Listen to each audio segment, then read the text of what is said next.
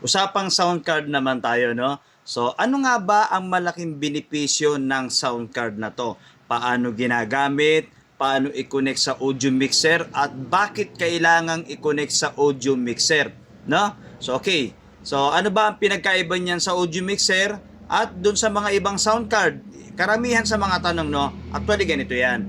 Napakarami pong sound card na lumabas sa hindi lang dito sa Pilipinas, sa buong mundo, 'di ba? Maraming sound card. Magkakaiba tayo ng sound card. Hindi ko alam kung ano yung mga sound card na ginagamit ninyo dito sa atin. Mas madalas kong nai-encounter ang sound card na V8, no? So itong ating sound card na ginagamit ko, ako mismo gumagamit ako nito, no?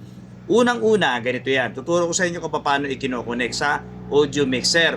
Kasi kapag ito po ay nakakonect sa audio mixer, no? Lalo na yung mga nagla-live band, yung live band na sequencer, meron kasi mga ganun no? Yung mga dalawa, mga duo or dalawa lang sila, no? Sequencer na gitara lang tapos yung audio nila nandito. Ang ginagawa nila, kino-connect to sa audio mixer, tapos ito na yung ginagamit nilang Bluetooth receiver, no? Lalo na yan sa mga amplifier or sa mga audio mixer na wala pong Bluetooth receiver or sira na yung Bluetooth receiver or bumibitaw na po yung kanilang Bluetooth receiver. Siyempre, alam nyo naman ang sound card. Bukod dyan, may mga effects po yan, may mga reverb, may mga ano pa yan, di ba? May mga bumabaril-baril, tumatawa-tawa, isa pa yun sa magagamit mo. Unang-una, magagamit mo ito sa mga live stream. Mas maganda po ito sa mga live streaming or yung kagaya niya, mga nagla-live kayo sa iba't ibang social media, maganda pong ginagamit ito kasi meron tong reverb, no? May mga effects. Ngayon, may mga sound card kasi na iba-iba ang pinaka-microphone input. Hindi tayo pare-pareho ng sound card na ginagamit. May mga kagaya niyan, bilog, no? Yung mga 3.5 jack. Yung iba naman, USB plug, USB type. Kagaya nito, XLR, pwedeng PL jack. Okay, so pwede itong ng PL jack. Then, syempre, alam nyo naman, rechargeable or pwede naman naka-direct yan. At yung iba nga, di ba?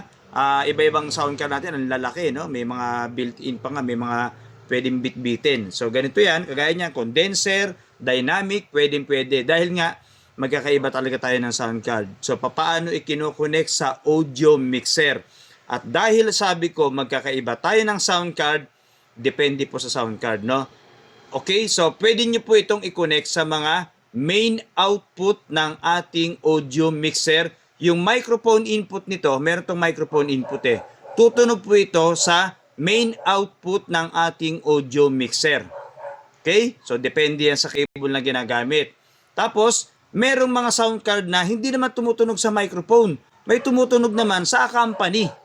Kasi nga magkakaiba tayo ng sound card, no? Okay? So, kadalasan naman na makikita nyo rito, a company, mic 1, mic 2, yung iba, no?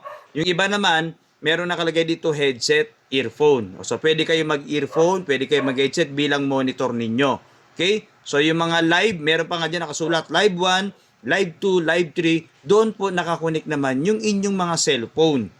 Meron pong mga audio mixer na meron pong USB plug, doon nyo i-connect mismo yung sound card. O, di ba, nakakalito, no? Kasi nga, magkakaiba tayo ng sound card talaga. Talaga malilito kayo. Pero, ako, ang ginagawa ko dito, bilang sound card nito, yung pinaka-microphone input nito, i-connect ko po sa output.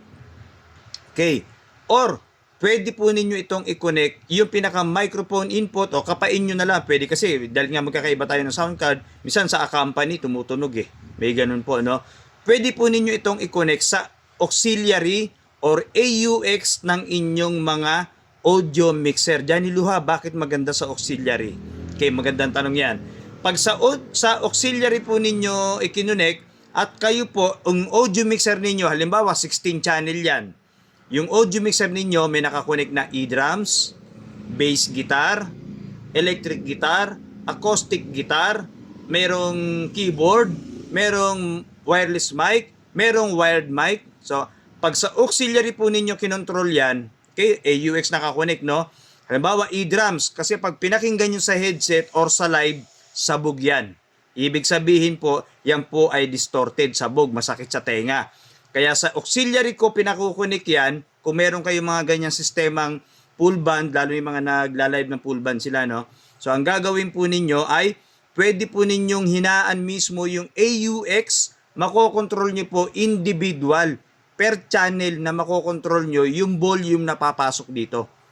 Okay? Ganito yan. So halimbawa, nasa line 1 or channel 1 yung e-drums na malakas masyado. Lalo na kapag yung talagang birita na sila, no? Talagang nagrakrakan na. So ang gagawin ninyo, pwede po ninyong kontrolin yung pinagsaksakan ng e-drums doon mismo sa channel kung saan nakasaksak yung e-drums. Pwede, yung auxiliary nun, pwedeng minimize nyo lang, mapapakinggan nyo sa monitor nyo or sa ear monitor ng sound card yun mismo, no? Or doon sa mismong ear monitor or headphone ng audio mixer yung lakas ng e-drums. So, halimbawa, distorted yung e-drums, hinaan nyo.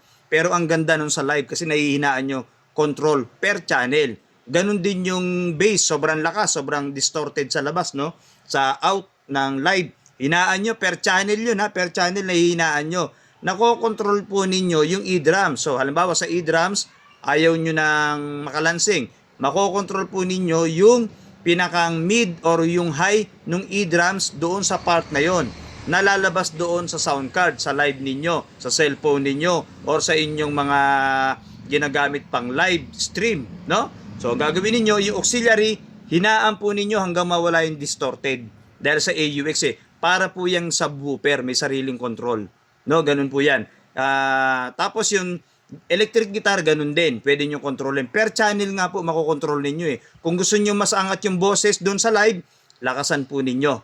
So, kasi meron mga iba pang ginagamit. Meron pang audio interface. Gumagamit pa sila ng laptop, application, Reaper. No, Reaper po yun. Mga application po yun. Tsaka ko na-discuss sa inyo yun, no, sa mga recording. Okay? So, ang kagandahan kasi nga ng sound card, kapag full band kayo, pwede din kayo mag-record ng inyong mga audio na ginagamit, no? Kasi may sound card kayo at syempre yung effects andito na rin, pera pa rin sa audio mixer. At ang kagandahan nun, yung ang sinasabi ko sa inyo kanina, nahihinaan po ninyo yung bawat per channel. Uulitin natin, magkakaiba tayo ng sound card.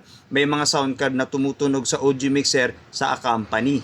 Okay? So, ganun po yan. Actual, Johnny Luha. Actually, marami po akong ginawang actual na video nito eh. Kaya lang, baka natabunan, i-update natin. So, balik-balikan nyo lang tong binabanggit ko kung paano ninyo i-connect. Kagaya ng ginagamit kong sound card, no? Ito po yung sound card na ginagamit ko. Complete set po yan.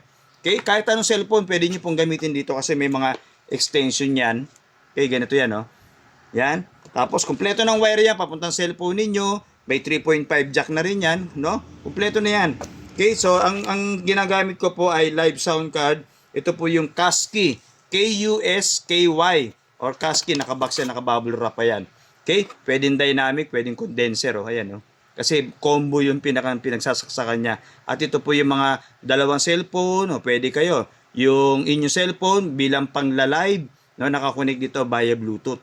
So, magkakaiba tayo ng sound card. Lagi ko pong inuulit sa inyo, magkakaiba tayo ng sound card kasi baka sabihin ng iba, tinry ko, ayaw naman tumunog sa mic. O di, subukin sa Accompany. Accompany 1, Accompany 2. Kasi magkakaiba tayo ng sound card na ginagamit. Okay? So, ito po yung ating ginagamit. At abangan po ninyo yung mga tutorial natin gagawin. Ia-actual ko po mismo yung tutorial nito. Okay? Para po kayo ay natututo. No? Uulitin po natin, pwede po kayo mag-connect sa main output ng inyong audio mixer. Kaya lang, hindi nyo makokontrol per channel. Kung ano mismo yung lalabas doon lahat, yun na po yun. No? Okay? So, pwede nyo ring sa auxiliary kasi may kanya-kanya silang volume eh. So, yung kagaya na sinabi ko kanina, subukan nyo, try nyo muna hanggat wala pa yung tutorial uli natin na i-update. Or, panoorin po ninyo yung mga nauna kong videos na ginawa dyan para po kayo ay matuto. Okay? So, huwag kayong mag-alala, i-update ko yung video. Ngayon, verbal lang or ginawa ko lang theory yung ating tutorial para balik-balikan nyo lang yung mga sinasabi ko. Johnny Luha po ito.